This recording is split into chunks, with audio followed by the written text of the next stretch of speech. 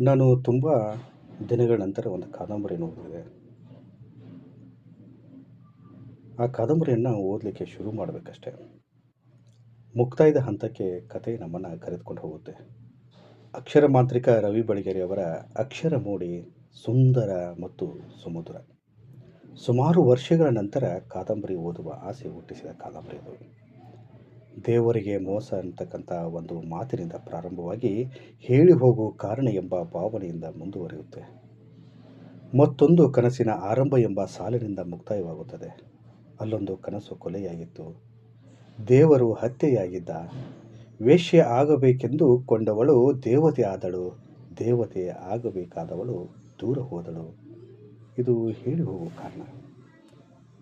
ನನಗೆ ಈ ಒಂದು ಕಾದಂಬರಿಯಲ್ಲಿ ಪ್ರಾರ್ಥನಾಳನ್ನು ತ್ಯಾಗ ಮಾಡಿದಂಥ ಹಿಮವಂತ ತ್ಯಾಗಮೂರ್ತಿ ಆಗ್ತಾನೆ. ಆದರೆ ದೇಬುವನ್ನು ಪಡೆದುಕೊಂಡಂಥ ಪ್ರಾರ್ಥನಾ ಕೊನೆಗೂ ತನ್ನ ಮೋಸದ ಆಟದಲ್ಲಿ ವಿಜಯಶಾಲಿ ಆಗ್ತಾಳೆ. ಆದರೆ ಮೋಸ ಹೋದಂಥ ಹಿಮವಂತನಿಗೆ ಸಾಂತ್ವನ ಹೇಳಲು, ಶಕ್ತಿ ತುಂಬಲು, ಗಾಯಗೊಂಡಂಥ ಹೃದಯಕ್ಕೆ ಔಷಧಿಯಾಗಲು ಬಯಸಿದಂಥ ಊರ್ಮಿಳೆ, ಅವಳ ಪಾಡು ಏನಾಯಿತು? ಅವಳ ಜೀವನ ಏನಾಯಿತು ಅಂತಕ್ಕಂಥ ಒಂದು ಪ್ರಶ್ನೆ ನನ್ನನ್ನು ಕಾಡ್ತಾನೆ ಇದೆ.